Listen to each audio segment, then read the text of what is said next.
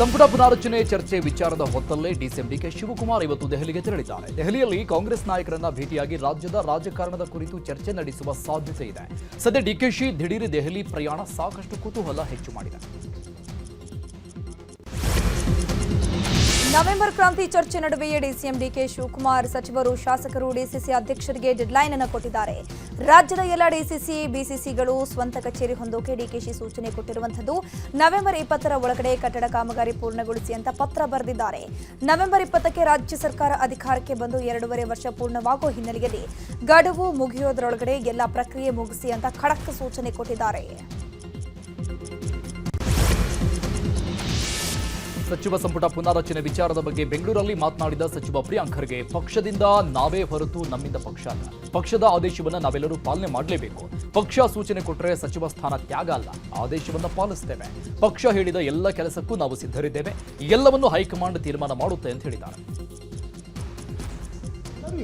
ಈಗ ಎಲ್ಲ senior MLAs ಇರ್ಬೋದು, ಮಂತ್ರಿಗಳಿರ್ಬೋದು, ಎವ್ರಿಬಡಿ ಪಾರ್ಟಿ ಏನು ಹೇಳುತ್ತೆ ಅದನ್ನು ನಾವು ಮಾಡ್ಕೊಂಡು ಬರ್ತೀವಿ. ನಾಳೆ ಇಲ್ಲಪ್ಪ ಇದೆಲ್ಲ ಸಾಕಾಗಿದೆ, ನೀವೆಲ್ಲ ಪಕ್ಷದ ಚಟುವಟಿಕೆಗಳಿಗೆ ಇಳಿರಿ ಅಂದರೆ ಎಲ್ಲರೂ ಇಳಿಬೇಕಾಗುತ್ತೆ.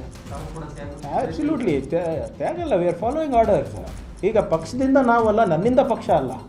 ಪಕ್ಷದ ಕೆಲಸ ಮಾಡು ಅಂದಾಗ ಇಲ್ಲ ಅನ್ನೋಕ್ಕಾಗುತ್ತಾ? ನಾವು ಎವ್ರಿಬಡಿ ಹ್ಯಾಸ್ ಟು ಫಾಲೋ. ಅದು ನಾನಿರ್ಬೋದು, ದಿನೇಶ್ ಅವರು ಇರ್ಬೋದು, ಬೈರೇಗೌಡರು ಇರ್ಬೋದು, ಎಲ್ಲರೂ ಕೂಡ ಪಕ್ಷ ಏನು ಹೇಳುತ್ತೆ ಎಲ್ಲದಕ್ಕೂ ನಾವು ಸಿದ್ಧರಿದ್ದೇವೆ. ನಾಳೆ ಹೋಗಿ ನೀನು ಚಿತ್ತಾಪುರ ಬೇಡಪ್ಪ, ನೀನು ಹೋಗಿ ಇಲ್ಲಿ ಉತ್ತರ ಕನ್ನಡದಲ್ಲಿ ನೀನು ಉಸ್ತುವಾರಿ ಕೊಡ್ತಾಯಿದ್ದೀವಿ, ಅಲ್ಲಿ ಹೋಗಿ ಕೆಲಸ ಮಾಡೋದ್ರೆ ಕೆಲಸ ಮಾಡಲೇಬೇಕಾಗುತ್ತೆ. ಹೀಗೆಲ್ಲ ಸೀನಿಯರ್. ಇನ್ನು ಸಂಪುಟ ಪುನಾರಚನೆ ಮಾಡಲು ಸಿಎಂಗೆ ಅಧಿಕಾರವಿದೆ. ಸಿಎಂ ಕೆಪಿಸಿಸಿ ಅಧ್ಯಕ್ಷರು ಹೈಕಮಾಂಡ್ ಯಾವುದೇ ನಿರ್ಧಾರ ತೆಗೆದುಕೊಂಡ್ರೂ ನಾವು ಅದಕ್ಕೆ ಬದ್ಧರಾಗಿದ್ದೇವೆ ಅಂತ ಹೇಳಿದರು. ಸನ್ಮಾನ್ಯ ಸಿದ್ದರಾಮಯ್ಯನವರು ಕಿತ್ತೂರು ಉತ್ಸವಕ್ಕೆ ಬಂದಿದ್ದರು. ಬಂದಂಥ ಸಂದರ್ಭದಲ್ಲಿ ಹೈಕಮಾಂಡ್ ನನಗೆ ಸೂಚನೆ ಕೊಟ್ಟಿದೆ, 2.5 ವರ್ಷಕ್ಕೆ ಸಂಪುಟ ವಿಸ್ತರಣೆಯನ್ನು ಮಾಡಬೇಕು ಅಂತ ಹೇಳಿ ಈಗಾಗಲೇ ನನಗೆ ನಿರ್ದೇಶನ ನೀಡ್ಯಾರ ಅಂತ ಹೇಳಿ. ಮತ್ತು KPCC ಅಧ್ಯಕ್ಷರು ಮಾನ್ಯ ಮುಖ್ಯಮಂತ್ರಿಗಳು ಏನು ತೀರ್ಮಾನ ತಗೋತಾರೆ ಆ ತೀರ್ಮಾನಕ್ಕೆ ನಾವೆಲ್ಲ ಶಾಸಕರು ಬದ್ಧ ಅನ್ನುವಂಥ ಮಾತನ್ನು ಹೇಳಿದೆ. ಅಲ್ಲ, ಪದೇ ಪದೇ ನಾ ಮಂತ್ರಿ ಹಾಕಿರ ಅಂತ ಹೇಳೋದು ನನಗೂ ಸರಿ ಅನ್ಸಂಗಿಲ್ಲ. ಹೈಕಮಾಂಡ್ ಈಗಾಗಲೇ ಸೂಚನೆ ಕೊಟ್ಟಿದೆ, ನೀವು ಯಾರು ಹೆಚ್ಚು ಮಾತಾಡಬೇಡ್ರಿ, ನಾವು ಏನೇನು ಯಾರ್ಯಾರು ಏನು ಕೆಲಸ ಮಾಡ್ತೀರಿ, ಹೆಂಗೆ ನಿಮ್ಮ ವಿವರಗಳನ್ನು ತೆಗೆದುಕೊಂಡು ನಾವು ತೀರ್ಮಾನ ಮಾಡ್ತೇವೆ. ಹೈಕಮಾಂಡ್ ನಿರ್ಧಾರಕ್ಕೆ ನಾವು ಬದ್ಧರಾಗಿರ್ತೀವಿ. ನನ್ನ ಗುರಿ ಇರ್ತಕ್ಕಂಥದ್ದು 2028ಕ್ಕೆ ನಾವು ಪವರ್ ಶೇರಿಂಗ್ ವಿಚಾರದ ಬಗ್ಗೆ ಮತ್ತೆ ಮಾಜಿ ಸಚಿವ KN ರಾಜಣ್ಣ ಸ್ಫೋಟಕ ಹೇಳಿಕೆಯನ್ನು ಕೊಟ್ಟಿದ್ದಾರೆ. ತುಮಕೂರಿನಲ್ಲಿ ಮಾತನಾಡಿರುವಂತಹ ಅವರು, ಸಂಪುಟ ಪುನರಚನೆ ಮೇಲೆ ಸಿಎಂ ಬದಲಾವಣೆ ಭವಿಷ್ಯ ನಿಂತಿದೆ. ಸಂಪುಟ ಪುನರಚನೆ ಅಧಿಕಾರ ಯಾರಿಗೆ ಸಿಗುತ್ತೋ ಅವರೇ ಸಿಎಂ ಆಗಲಿದ್ದಾರೆ. ಸಿದ್ದರಾಮಯ್ಯನವರಿಗೆ ಹೈಕಮಾಂಡ್ ಸಂಪುಟ ಪುನರಚನೆ ಅಧಿಕಾರವನ್ನು ಕೊಟ್ಟಿದೆ. ಸಿದ್ದರಾಮಯ್ಯನವರೇ 5 ವರ್ಷ ಸಿಎಂ ಆಗಿರ್ತಾರೆ. ಬಿಹಾರದ ಚುನಾವಣಾ ಫಲಿತಾಂಶ ಬರೋವರೆಗೂ ಏನೂ ಆಗಲ್ಲ. ಫಲಿತಾಂಶದ ಬಳಿಕ ಎಲ್ಲಾ ಬೆಳವಣಿಗೆ ನಡೆಯಲಿದೆ. ರೀಶಫಲ್ ಮಾಡೋಕೆ ಸಿದ್ದರಾಮಯ್ಯಗೆ ಹೈಕಮಾಂಡ್ ಒಪ್ಪಿಗೆ ಕೊಡದೇ ಇದ್ರೆ ಮುಂದೆ ಏನಾಗುತ್ತೆ ಗೊತ್ತಿಲ್ಲ. ಈಗಂತ ನವೆಂಬರ್ ಕ್ರಾಂತಿ ಬಗ್ಗೆ ರಾಜಣ್ಣ ಸುಳಿವನ್ನು ಕೊಟ್ಟಿದ್ದಾರೆ. ಸಿದ್ದರಾಮಯ್ಯನವರಿಗೆ ರೀಶಫಲ್ ಮಾಡೋಕೆ ಹೈಕಮಾಂಡ್ ಒಪ್ಪಿಗೆ ಕೊಟ್ಟರೆ ಅವರೇ 5 ವರ್ಷ ರೀಶಫಲ್ ಮಾಡಕ್ಕೆ ಒಪ್ಪಿಗೆ ಕೊಡದೇ ಇದ್ರೆ ಮುಂದೆ ಏನಾಗ್ತದೆ ಅಂತ ಯಾರು ಹೇಳಿ. ಯಾಕಂದ್ರೆ ಹೈಕಮಾಂಡ್ ನಲ್ಲಿ ಅವ್ರಿಗೆ ರೀಶಫಲ್ಗೆ ಅವಕಾಶ ಪರ್ಮಿಷನ್ ಕೊಟ್ಟು ಅವ್ರ 5 ವರ್ಷ ಅವ್ರಿಗೇನೋ ರೀಶಫಲ್ ಮಾಡ್ಲಿಕ್ಕೆ ಅಥವಾ ಎಕ್ಸ್ಪಾನ್ಷನ್ ಅನ್ನೋದು ಏನೋ ಅವ್ರ ತಲೆಯಲ್ಲಿದೆ ಅದನ್ನು ಮಾಡ್ಲಿಕ್ಕೆ ಹೈಕಮಾಂಡ್ ಅವರು ಅವ್ರಿಗೆ ಒಪ್ಪಿಗೆ ಕೊಡದೇ ಇದ್ದಾಗ ಆಗ ಪೊಲಿಟಿಕಲ್ ಡೆವಲಪ್ಮೆಂಟ್ಸ್. ಸಿಎಂ ಹಾಗೂ ಬೆಂಗಳೂರು ಅಭಿವೃದ್ಧಿ ಸಚಿವ ಡಿಕೆ ಶಿವಕುಮಾರ್ ಕಬ್ಬನ್ ಪಾರ್ಕ್ನಲ್ಲಿ ಬೆಂಗಳೂರು ನಡಿಗೆ ಕಾರ್ಯಕ್ರಮ ನಡೆಸಿದರು. ಕೇಂದ್ರ ನಗರ ಪಾಲಿಕೆ ವ್ಯಾಪ್ತಿಯ ಕಬ್ಬನ್ ಪಾರ್ಕ್ನಲ್ಲಿ ಸಾರ್ವಜನಿಕರ ಸಮಸ್ಯೆಗಳನ್ನು ಆಲಿಸಿದರು. ಮೊದಲಿಗೆ ಮೈಸೂರು ದಿವಾಣರಾಗಿದ್ದ ಶೇಷಾದ್ರಿ ಅಯ್ಯರ್ ಪ್ರತಿಮೆಗೆ ಪುಷ್ಪಾರ್ಚನೆ ಮಾಡಿದ್ರು. ಬಳಿಕ ಜನರೊಂದಿಗೆ ಸಂವಾದ ನಡೆಸಿದರು.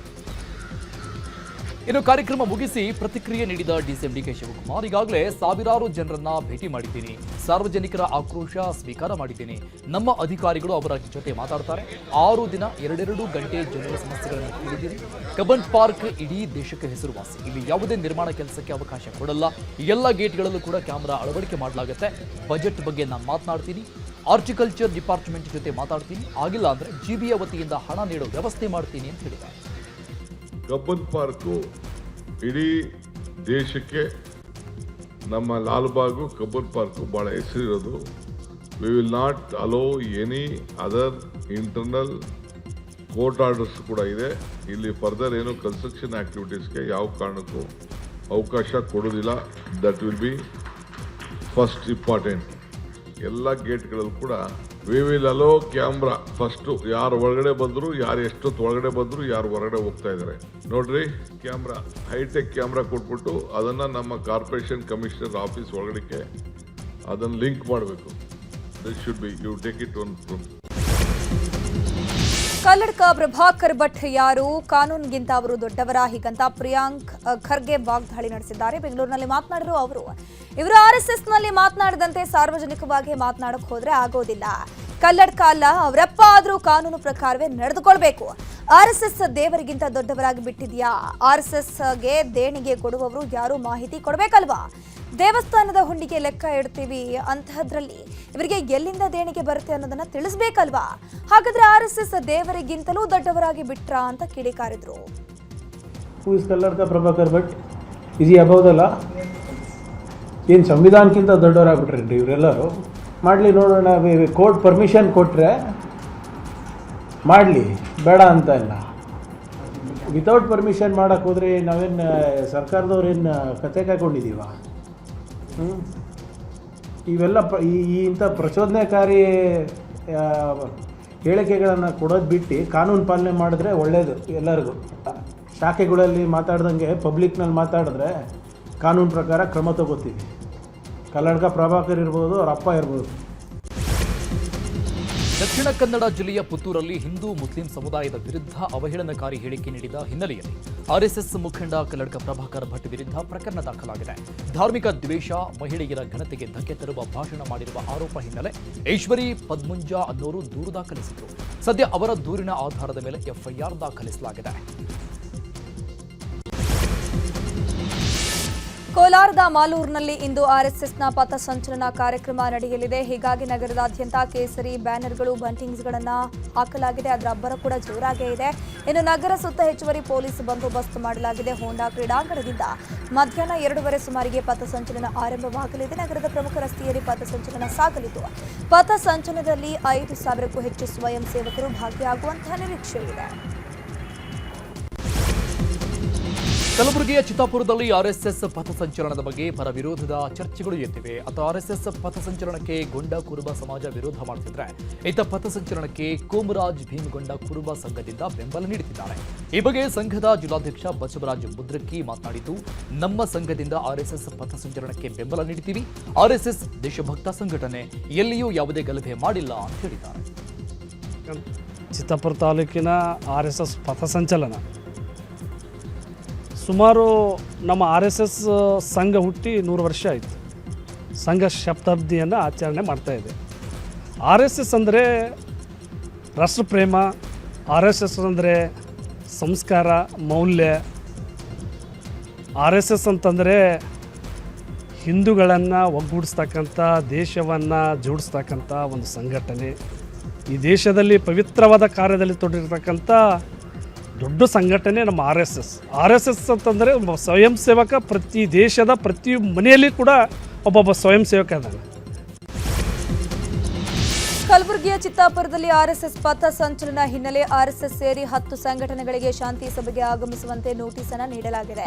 ಕಲಬುರಗಿ ಜಿಲ್ಲಾಧಿಕಾರಿ ಫೌಜಿಯಾ ತರುನ್ನಂ ನೋಟಿಸ್ ಅನ್ನು ಕೊಟ್ಟಿದ್ದು, ಅಕ್ಟೋಬರ್ 28ರ ಬೆಳಗ್ಗೆ 11:30 ಸುಮಾರಿಗೆ ಶಾಂತಿ ಸಭೆ ನಡೆಯಲಿದೆ. RSS ಪಥ ಸಂಚಲನಕ್ಕೆ ಅವಕಾಶ ನೀಡುವಂತೆ ಹಿಂದೂ ಕಾರ್ಯಕರ್ತರು ಹೈಕೋರ್ಟ್ ಮೆಟ್ಟಿಲೇರಿದ್ರು. ಹೀಗಾಗಿ ಹೈಕೋರ್ಟ್ ಸೂಚನೆ ಮೇರೆಗೆ ಸಂಘಟನೆ ಮುಖಂಡರ ಜೊತೆಗೆ ಜಿಲ್ಲಾಧಿಕಾರಿ ಶಾಂತಿ ಸಭೆ ಕರೆದಿದ್ದಾರೆ. ಒಂದು ಸಂಘಟನೆಯಿಂದ ಗರಿಷ್ಠ 3 ಜನರು ಸಭೆಗೆ ಆಗಮಿಸುವಂತೆ ಸೂಚನೆ ನೀಡಲಾಗಿದೆ. ಸಚಿವ SS ಮಲ್ಲಿಕಾರ್ಜುನರನ್ನ ಶಾಸಕ ಬಿಬಿ ಹರೀಶ್ ಹುಚ್ಚುನಾಯಿಗೆ ಹೋಲಿಸುವ ಮೂಲಕ ವಾಗ್ದಾಳಿ ನಡೆಸಿದ್ದಾರೆ. ದಾವಣಗೆರೆಯಲ್ಲಿ ಸುದ್ದಿಗೋಷ್ಠಿ ನಡೆಸಿ ಮಾತನಾಡಿದ ಅವರು, ರೈತರ ಜಮೀನು ಕಬಳಿಸಿ ಭ್ರಷ್ಟಾಚಾರ ನಡೆಸ್ತಾ ಇರುವ ಹುಚ್ಚುನಾಯಿ ಅಂತ ಪರೋಕ್ಷವಾಗಿ SS ಮಲ್ಲಿಕಾರ್ಜುನ್ ವಿರುದ್ಧ ಆಕ್ರೋಶ ವ್ಯಕ್ತಪಡಿಸಿದ್ದಾರೆ. ನನಗೆ ದೂಡಾಧ್ಯಕ್ಷ ದಿನೇಶ್ ಶೆಟ್ಟಿಗೆ ಹುಚ್ಚುನಾಯಿ ಕಡಿದಿದೆ ಅಂತಾನೆ. ಹೌದು, ಭ್ರಷ್ಟಾಚಾರ ಮಾಡುವ ರೈತರ ಆಸ್ತಿ ಕಬಳಿಸ್ತಾ ಇರುವ ಹುಚ್ಚುನಾಯಿ ಕಡಿದಿದೆ ಅಂತ ಪರೋಕ್ಷವಾಗಿ ಕಿಡಿಕಾರಿದ್ದಾರೆ. ಸರಿ ಮಾಡೋಕ್ಕೆ ಆ ಹುಚ್ಚನಾಯಿ ಯಾರು ಅನ್ನೋದೇ ಇಂಪಾರ್ಟೆಂಟ್. ನನಗೆ ಹುಚ್ಚನಾಯಿ ಕಡ್ದಿದೆ. ಆ ಹುಚ್ಚನಾಯಿ ಯಾರು? ರಾಜ್ಯದಲ್ಲಿ ಲೂಟಿ ಮಾಡ್ತಾ ಇರ್ತಕ್ಕಂಥ ನಮ್ಮ ಜಿಲ್ಲಾ ಉಸ್ತುವಾರಿ ಸಚಿವರ, ರೈತರ ಆಸ್ತಿ ಕಬಳಿಸ್ತಿರ್ತಕ್ಕಂಥ ಜಿಲ್ಲಾ ಉಸ್ತುವಾರಿ ಸಚಿವರ ಹುಚ್ಚನಾಯಿ. ಅದನ್ನು ದಿನೇಶ್ ಶೆಟ್ಟಿನೇ ಹೇಳ್ಬೇಕು. ಇವತ್ತು ಆ ಹುಚ್ಚನಾಯಿನ ಸರಿ ಮಾಡ್ಬೇಕಲ್ಲ. ಕಡಿಸ್ಕೊಂಡಿರೋರು ನಾವು. ಹೌದು, ಹುಚ್ಚನಾಯಿ ಹುಚ್ಚುಚ್ಚಂಗಾಡ್ತಾವ. ಹಂಗಾಗಿ ಆ ಹುಚ್ಚುನಾಯಿನ ಸರಿ ಮಾಡ್ಬೇಕಲ್ಲ ಯಾರಾದರೂ. ಆ ಹುಚ್ಚುನಾಯಿ ಸರಿ ಮಾಡೋಕ್ಕೆ ನಾನು ಹುಚ್ಚುನಾಯಿ ಕಡಿಸ್ಕೊಂಡಿದ್ದೀನಿ. ಆ ಹುಚ್ಚುನಾಯಿಯನ್ನು ಅಷ್ಟು ಸುಲಭವಾಗಿ ಬಿಡಲ್ಲ. ಆ ಹುಚ್ಚುನಾಯಿಯ ಹುಚ್ಚು ಹೋಗೋ ರೀತಿಯಲ್ಲಿ ಅವರು ಭ್ರಷ್ಟಾಚಾರವನ್ನು ಬಯಲಿಗಿಳಿ. ಕಾನೇರಿ ಶ್ರೀಗಳಿಗೆ ನಿರ್ಬಂಧ ವಿಚಾರದ ಬಗ್ಗೆ ವಿಜಯಪುರದಲ್ಲಿ ಮಾತನಾಡಿರುವಂತಹ ಮಾಜಿ ಡಿಸಿಎಂ ಕೆಎಸ್ ಈಶ್ವರಪ್ಪ, ರಾಜ್ಯ ಸರ್ಕಾರ ಹಿಂದೂ ಸಮಾಜಕ್ಕೆ ತೊಂದರೆ ಕೊಡ್ತಾ ಇದೆ, ಅದರಲ್ಲೂ ವೀರಶೈವ ಸಮಾಜವನ್ನ ಒಡೆಯೋ ಕೆಲಸ ಮಾಡ್ತಾ ಇದೆ. ಸಾಧು ಸಂತರನ್ನ ಬಿಡ್ತಿಲ್ಲ. ಕನ್ನೇರಿ ಮಠದ ಶ್ರೀಗಳಿಗೆ ವಿಜಯಪುರ ಹಾಗೂ ಬಾಗಲಕೋಟೆಗೆ ನಿರ್ಬಂಧ ವಿಧಿಸುವ ಹಂತಕ್ಕೆ ಈ ಸರ್ಕಾರ ಹೋಗಿದೆ. ಇದನ್ನು ನಾವು ಕ್ಷಮಿಸೋದಿಲ್ಲ. ಹೀಗಾಗಿ ಅಕ್ಟೋಬರ್ 29ರಂದು ಬೆಳಗಾವಿಯಲ್ಲಿ ಸಭೆ ಕರೆದಿದ್ದೇವೆ. ಸಭೆಯಲ್ಲಿ ಯತ್ನಾಳ್, ಅರವಿಂದ್ ಬೆಲ್ಲದ್, ಇನ್ನು ನಾರಾಯಣ ಬಾಂಡೆಗೆ, ಈರಣ್ಣ ಕಡಾಡಿ, ಅದರ ಜೊತೆಗೆ ಪ್ರತಾಪ್ ಸಿಂಹ ಸೇರಿ ಹಲವರು ಅವರಿಗೆ ಕರೆ ಕೊಟ್ಟಿದ್ದೀವಿ. ಅವರು ಭಾಗಿಯಾಗ್ತಾರೆ. ಅಂದು ಮುಂದಿನ ಹೋರಾಟದ ಬಗ್ಗೆ ತೀರ್ಮಾನಿಸ್ತೇವೆ ಅಂತ ಹೇಳಿದ್ದಾರೆ. ಅವರು ಕನ್ನೇರಿ ಸ್ವಾಮಿಗಳಿಗೆ ನಿರ್ಬಂಧ ಹಾಕಿರೋದನ್ನ ಯಾವ ರೂಪದಲ್ಲಿ ಪ್ರತಿಭಟನೆ ಮಾಡಬೇಕು ಮತ್ತು ರಾಜ್ಯ ಸರ್ಕಾರ ಆ ನಿರ್ಬಂಧವನ್ನು ವಿಡ್ರಾ ಹೇಗೆ ಮಾಡಬೇಕು, ವಾಪಸ್ ತಗೋಬೇಕು, ಇದ್ರ ಬಗ್ಗೆ ಚರ್ಚೆ ಮಾಡೋದಕ್ಕೋಸ್ಕರ ಬೆಳಗಾಂನಲ್ಲಿ ಇದೇ 29ನೇ ತಾರೀಕು ಬೆಳಗ್ಗೆ 11 ಗಂಟೆಗೆ ವೆಲ್ಕಮ್ ಹೋಟ್ಲಲ್ಲಿ ಒಂದು ವಿಶೇಷವಾದ ಸಭೆ ಕರೆದಿದೆ. ವೀರಶೈವ ಮತ್ತು ಲಿಂಗಾಯತ ಸಮಾಜದ ಪ್ರಮುಖರುಗಳು ಆ ಸಭೆಯಲ್ಲಿ ಭಾಗವಹಿಸ್ತಾ ಇದ್ದಾರೆ. ಬೆಂಗಳೂರು ದಕ್ಷಿಣ ಜಿಲ್ಲೆಯ ಚನ್ನಪಟ್ಟಣ ತಾಲೂಕಲ್ಲಿ ಜೆಡಿಎಸ್ ಕಾರ್ಯಕರ್ತರ ಸಭೆ ನಡೆಸಲಾಗಿದೆ. ಬೈ ಎಲೆಕ್ಷನ್ ಸೋಲಿನ ಬಳಿಕ ಚನ್ನಪಟ್ಟಣದಲ್ಲಿ ಜೆಡಿಎಸ್ ಸಕ್ರಿಯವಾಗಿತ್ತು. ಜೆಡಿಎಸ್ ಯುವ ನಾಯಕ ನಿಖಿಲ್ ಕುಮಾರಸ್ವಾಮಿ ನೇತೃತ್ವದಲ್ಲಿ ಸಭೆ ನಡೆಸಿದ್ದು ಮುಂದಿನ ಪಕ್ಷದ ಸಂಘಟನೆಗಳ ಬಗ್ಗೆ ಚರ್ಚೆ ನಡೆಸಲಾಗಿದೆ. ಇನ್ನು ಸಭೆಯಲ್ಲಿ ಚನ್ನಪಟ್ಟಣ ತಾಲೂಕು ಜೆಡಿಎಸ್ ಅಧ್ಯಕ್ಷ ಎಚ್.ಸಿ. ಜಯಮುತ್ತು ಸೇರಿ ಚನ್ನಪಟ್ಟಣದ ಜೆಡಿಎಸ್ ಮುಖಂಡರು ಹಾಗೂ ಕಾರ್ಯಕರ್ತರು ಕೂಡ ಭಾಗಿಯಾಗಿದ್ದರು. ಕುಮಾರಸ್ವಾಮಿ ಬಗ್ಗೆ ಡಿಕೆ ಶಿವಕುಮಾರ್ ಹೇಳಿಕೆ ವಿಚಾರದ ಬಗ್ಗೆ ರಾಮನಗರದಲ್ಲಿ ಮಾತನಾಡಿರುವಂತಹ ಜೆಡಿಎಸ್ನ ಯುವ ನಾಯಕ ನಿಖಿಲ್ ಕುಮಾರಸ್ವಾಮಿ ಅವರ ಕೆಲಸದ ಬಗ್ಗೆ ರಾಜ್ಯದ ಜನರಿಗೆ ಗೊತ್ತಿದೆ. ಬಿ ಖಾತಾ ಟು ಎ ಖಾತಾ ಮಾಡೋಕೆ 100 ದಿನಗಳ ಕಾಲ ಫಿಕ್ಸ್ ಮಾಡಿದ್ದಾರೆ. ಈ ಹಿಂದೆ ಕಡಿಮೆ ಹಣ ಕೊಟ್ಟು ಸೈಟ್ ತೆಗೆದುಕೊಂಡಿದ್ರು. ಆದ್ರೀಗ ಎಸ್ಆರ್ ವ್ಯಾಲ್ಯೂ ಬೇರೆ ಬೇರೆ ಇದೆ. ಮಧ್ಯಮ ವರ್ಗದ ಜನರು ಅಷ್ಟು ದುಡ್ಡು ಕೊಟ್ಟು ಹೇಗೆ ಮಾಡಿಕೊಳ್ತಾರೆ? ಬಡವರಿಂದ ಲೂಟಿ ಮಾಡೋಕೆ ಹೊರಟಿದ್ದಾರೆ. ಸರ್ಕಾರದ ಬಳಿ ಗುಂಡಿ ಮುಚ್ಚೋಕೆ ಹಣ ಇಲ್ಲ. ಡಿಕೆಶಿ ಭವಿಷ್ಯ ನುಡಿಯೋಕೆ ಅವರು ಯಾರು? ಭವಿಷ್ಯ ನುಡಿಯಲು ಅವರೇನು ಜ್ಯೋತಿಷಿಗಾರರ? ನಮಗೂ ಟೈಮ್ ಬಂದೇ ಬರುತ್ತೆ ಅಂತ ಹೇಳಿದ್ದಾರೆ. ಪಾಪ ಉಪಮುಖ್ಯಮಂತ್ರಿಗಳೇನು ದೊಡ್ಡ ಕ್ಲಾರಿಟಿಗಳು ಹೊರಟಿದಾರಲ್ಲ, ಇದರಿಂದ ಪಾಪ ಸರ್ಕಾರಕ್ಕೆ 1 ಲಕ್ಷ ಕೋಟಿವರೆಗೂ ಆದಾಯವನ್ನ ಉತ್ಪಾದನೆ ಮಾಡಬೇಕು ಅಂತಕ್ಕಂಥದ್ದು ಯಾರು ಹೊಟ್ಟೆ ಮೇಲೆ ಹೊಡೆದು? ಬ್ಯಾಂಕ್ ಲೋನ್ ಸಿಗುತ್ತೆ, ಖಾತಾಗ ಹೋಗ್ಬಿಟ್ರೆ ಇವೆಲ್ಲ ಪಾಪ ನೆನೆ ಹೇಳಿದ್ದಾರೆ. ಹೌದಪ್ಪ, ಸಂತೋಷ, ಬ್ಯಾಂಕ್ ಲೋನ್ ಸಿಕ್ಲಿ. ಆದ್ರೆ 3 ಲಕ್ಷ 5 ಲಕ್ಷ 10 ಲಕ್ಷ ಎಲ್ಲಿಂದ ಕಟ್ತಾರೆ? ಇವತ್ತು ಇಲ್ಲಿ ಗುಂಡಿ ಮುಚ್ಚಲಿಕ್ಕೆ ದುಡ್ಡಿಲ್ಲ ಸರ್ಕಾರದ ಹತ್ರ. ಈ ರೀತಿ ಜನಗಳ ಮೇಲೆ ವಸೂಲಿ ಮಾಡಿ ಈ ದಂಧೆಯನ್ನ ಮುಂದುವರಿಸಿ ಹಗಲು ದರೋಡೆ ಮಾಡಿ ಇವತ್ತು ಜನಗಳ ಮೇಲೆ ಒತ್ತಡವನ್ನ ಏರಿ ಅವ್ರ ದುಡ್ಡನ್ನೇ ವಾಪಸ್ಸು ಇದನ್ನ ಬೇರೆ ಬೇರೆ ಕಡೆ ಪಾಪ ಕೊಟ್ಟಿದಾರಲ್ಲ. ಇವತ್ತು ಮಾತುಗಳು ಉಳಿಸ್ಕೋಬೇಕಲ್ಲ, ಜನ ಉಳಿತಾ ಇದಾರಲ್ಲ, ಗುಂಡಿ ಮುಚ್ಚಿ ಕೂತಿದ್ದೀರಾ? ಚಿತ್ರದುರ್ಗ ತಾಲೂಕಿನ ಹುಣಸೆಕಟ್ಟೆ ಕೂನಬೇವು ರಸ್ತೆಯಲ್ಲಿ ಭಾರೀ ಮಳೆಯಿಂದಾಗಿ ಅರ್ಧ ಅಡಿಯಷ್ಟು ಗುಂಡಿ ಬಿದ್ದು ಮಳೆಯ ನೀರು ತುಂಬಿಕೊಂಡಿದೆ. ಹುಣಬೇವು ನಾಯಕನಹಟ್ಟಿ ತುರುವನೂರು ಮುಷ್ಟೂರುವರೆಗೆ ಇದೇ ರಸ್ತೆಯಲ್ಲಿ ಹೋಗಬೇಕಾದ ಸ್ಥಿತಿ ಇದೆ. ನಿತ್ಯ ಪ್ರಾಣ ಕೈಯಲ್ಲಿ ಹಿಡಿದು ಬೈಕ್ ಸವಾರರು ಓಡಾಟ ಮಾಡಬೇಕಾದ ಸ್ಥಿತಿ ಇರುವಂಥದ್ದು. ಹೀಗಾಗಿ ಮರದ ರೆಂಬೆ ಮುರಿದು ಸಸಿಯಂತೆ ನೆಟ್ಟಿ ಜನರು ಆಕ್ರೋಶವನ್ನು ವ್ಯಕ್ತಪಡಿಸಿದ್ದಾರೆ. ಶಾಸಕರು ಸ್ಥಳೀಯ ಜನಪ್ರತಿನಿಧಿಗಳ ವಿರುದ್ಧ ಬೇಸರವನ್ನು ಹೊರಹಾಕಿದ್ದಾರೆ. ಕೂಡಲೇ ರಸ್ತೆ ದುರಸ್ತಿ ಮಾಡುವಂತೆ ಆಗ್ರಹಿಸಿದ್ದಾರೆ.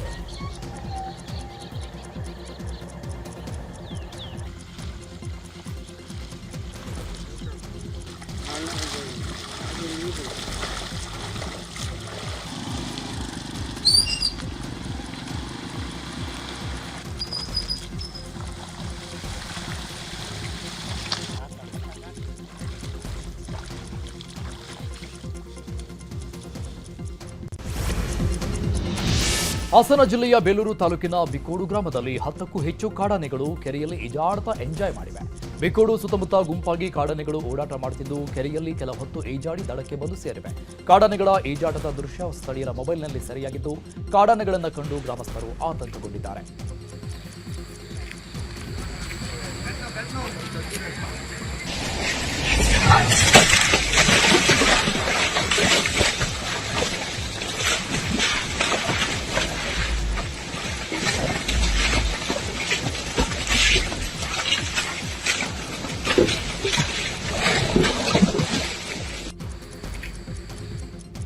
ಇನ್ನು ಕಾಡಾನೆಗಳ ಹಾವಳಿಗೆ ದಾವಣಗೆರೆಯ ಗಂಡು ಗನಹಂಕಲು ರೈತರು ಕಂಗಾಲಾಗಿದ್ದಾರೆ.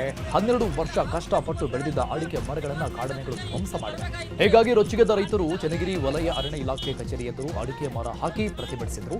ಕಾಡಾನೆ ನಿಯಂತ್ರಿಸಲು ಆಗದಿದ್ರೆ ಒಂದು ದೊಡ್ಡ ವಿಷ ಕೊಟ್ಟುಬಿಡಿ ಅಂತ ಪ್ರತಿಭಟನಾಕಾರರು ಆಕ್ರೋಶ ವ್ಯಕ್ತಪಡಿಸಿದರು.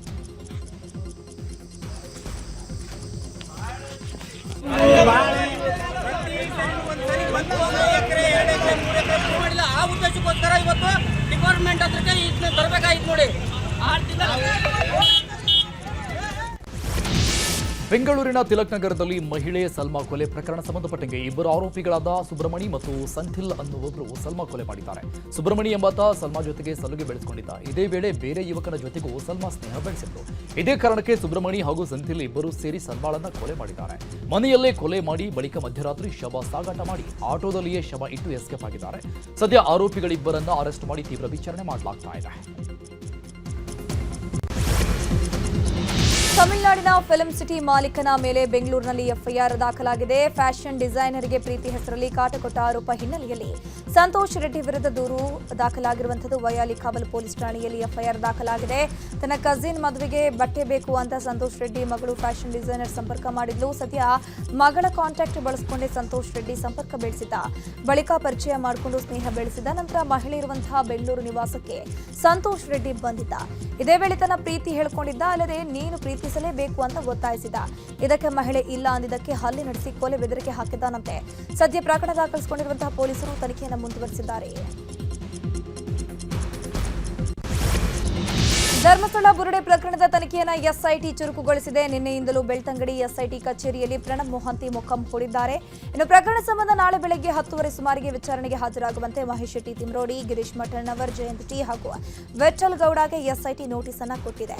ನಾಳೆ ಎಸ್ಐಟಿ ಅಧ್ಯಕ್ಷ ಪ್ರಣಬ್ ಮೊಹಂತಿ ನೇತೃತ್ವದಲ್ಲಿ 4 ವಿಚಾರಣೆ ನಡೆಯಲಿದೆ.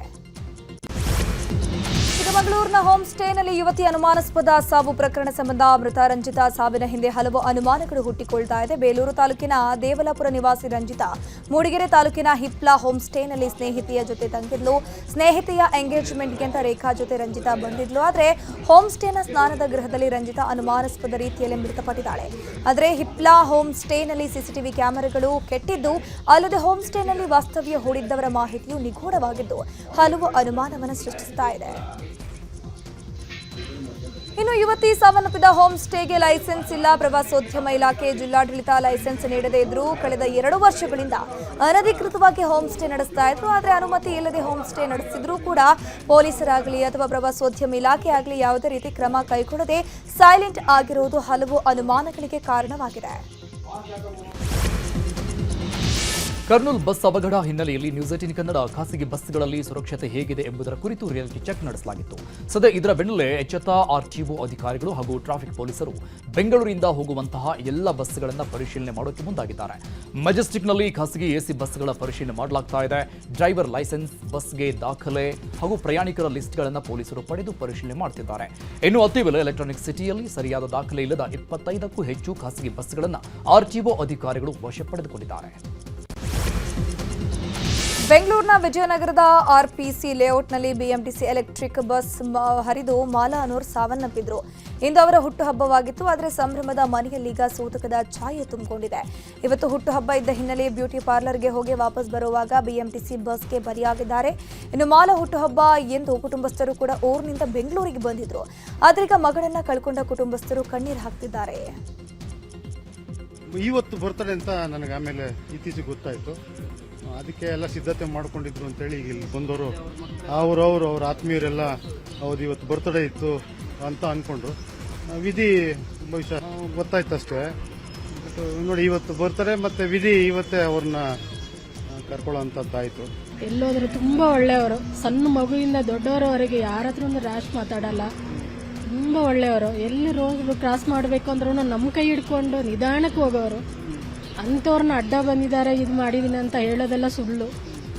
ಎಲ್ಲರೂ ಕೇಳ್ತಾರೆ. ಒಬ್ರೊಬ್ರಿಗೂ ಲಾಸ್ ಆಗುವಾಗಲೆಲ್ಲ ಈ ಥರ ಭೇಟಿ ಮಾಡ್ಕೊಂಡು ತಗೊಂತಾದ್ರೆ ಆದ್ರೂ ಏನೋ ಮುಂದಕ್ಕೆ ಸರಿ ಮಾಡೋ ಥರ ಗೌರ್ಮೆಂಟ್ ಏನೂ ಮಾಡ್ತಾ ಇಲ್ಲ. ಅದೊಂದು ಸೌಂಡ್ ಇಲ್ಲ, ಒಂದು ಕೊಪ್ಪಳದ ಗಂಗಾವತಿಯಲ್ಲಿ ಬಿಜೆಪಿ ಯುವ ಮೋರ್ಚಾ ಅಧ್ಯಕ್ಷ ವೆಂಕಟೇಶ್ ಕೊಲೆ ಕೇಸ್ ಸಂಬಂಧಪಟ್ಟಂಗೆ ಕೊಲೆ ಕೇಸ್ನ ಮಾಸ್ಟರ್ ಮೈಂಡ್ ರವಿ ಎಂಬಾತನನ್ನ ಪೊಲೀಸರು ಬಂಧನ ಮಾಡಿದ್ದಾರೆ. ಕೊಲೆ ನಡೆದ 19 ದಿನದ ಬಳಿಕ ರವಿಯನ್ನ ಬಂಧಿಸಲಾಗಿದೆ.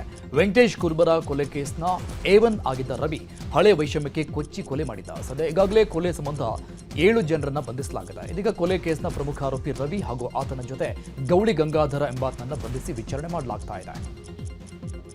ಕಾಲುವೆಯಲ್ಲಿ ಯುವತಿಯ ಶವ ಪತ್ತೆಯಾಗಿದ್ದು ಕಿಡ್ನಾಪ್ ಮಾಡಿ ಕೊಲೆ ಮಾಡಿರುವ ಶಂಕೆ ವ್ಯಕ್ತವಾಗಿದೆ. ಯಾದಗಿರಿ ಜಿಲ್ಲೆಯ ಶಹಾಪುರ ತಾಲೂಕಿನ ಗೋಗಿ ಬಳಿಯ ಕಾಲುವೆಯಲ್ಲಿ ಶವ ಪತ್ತೆಯಾಗಿದ್ದು ಸೌಜನ್ಯ ಅಂತ ಗುರುತಿಸಲಾಗಿದೆ.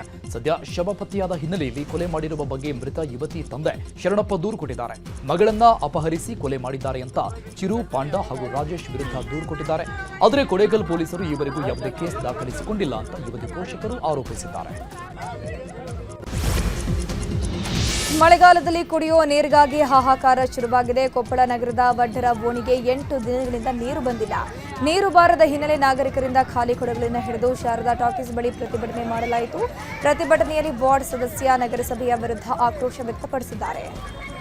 ಚಿತ್ರದುರ್ಗದಲ್ಲಿ ಕಿಟಕಿ ಗ್ಲಾಸ್ ಒಡೆದು 3ನೇ ಕ್ಲಾಸ್ ವಿದ್ಯಾರ್ಥಿಗೆ ಗಂಭೀರ ಗಾಯಗೊಂಡ ಪ್ರಕರಣ ಸಂಬಂಧ ಪ್ರಕರಣಕ್ಕೆ ಮತ್ತೊಂದು ಟ್ವಿಸ್ಟ್ ಸಿಕ್ಕಿದೆ. ವಿದ್ಯಾರ್ಥಿ ತಾಯಿ ಇದೇ ಪ್ರಕರಣಕ್ಕೆ ಮತ್ತೊಂದು ದೂರನ್ನು ಕೊಟ್ಟಿದ್ದಾರೆ. ವಿದ್ಯಾರ್ಥಿ ತಲೆಗೆ ಎಣ್ಣೆ ಹಚ್ಚಿಲ್ಲ ಎಂಬ ಕಾರಣಕ್ಕೆ ಮಗುವನ್ನ ಹೊರಗೆ ನಿಲ್ಲಿಸಿದ್ರು. ವಿದ್ಯಾರ್ಥಿ ಹೊರಗಿದ್ದ ವೇಳೆ ಕಿಟಕಿ ಗ್ಲಾಸ್ ಬಿದ್ದಿದೆ ಅಂತ ತಾಯಿ ಕವಿತಾ ದೂರನ್ನು ಕೊಟ್ಟಿದ್ದಾರೆ. ನ್ಯೂ ಲಿಟ್ಲ್ ಫೇರೀಸ್ ಶಾಲೆಯ ಮುಖ್ಯ ಶಿಕ್ಷಕರು ಮತ್ತು ಆಡಳಿತ ಮಂಡಳಿ ವಿರುದ್ಧ ದೂರು ದಾಖಲಾಗಿದೆ.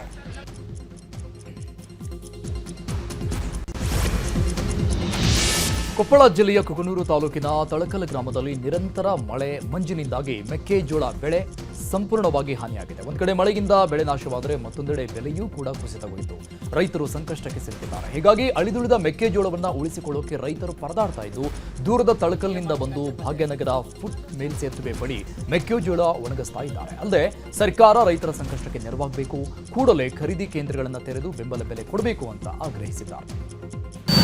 5 ಎಕರೆ ಹಾಕಿವ್ರಿ. ಅದು ಖರ್ಚು ರೈತರು ಬರುತ್ತೆ. ಮಳೆ ಬಂದು ಮಿಷನ್ ಹಾಕಿ ಹಾಡಿಸಿದ ಹಾಕಿ ಎಲ್ಲ ಕಾವು ಬಂದು ಕಪ್ಪಾಯ್ತು.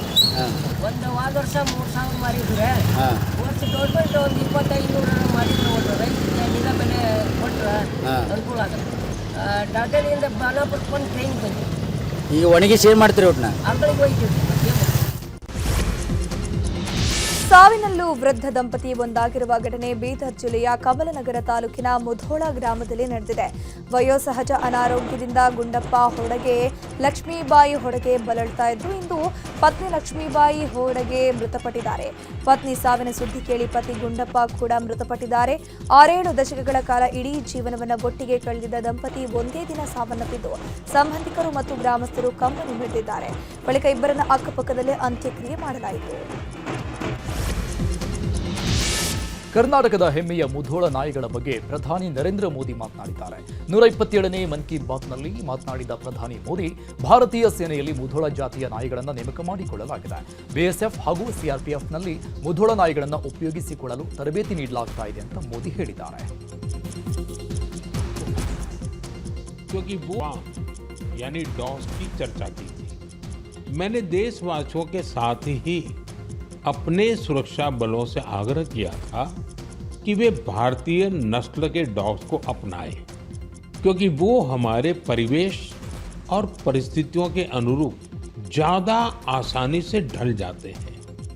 मुझे ये बताते हुए खुशी हो रही है कि हमारी सुरक्षा एजेंसियों ने इस दिशा में काफ़ी सराहनीय प्रयास किए हैं. बीएसएफ और सीआरपीएफ ने अपने दस्तों में भारतीय नस्ल के डॉग्स की संख्या बढ़ाई है. डॉग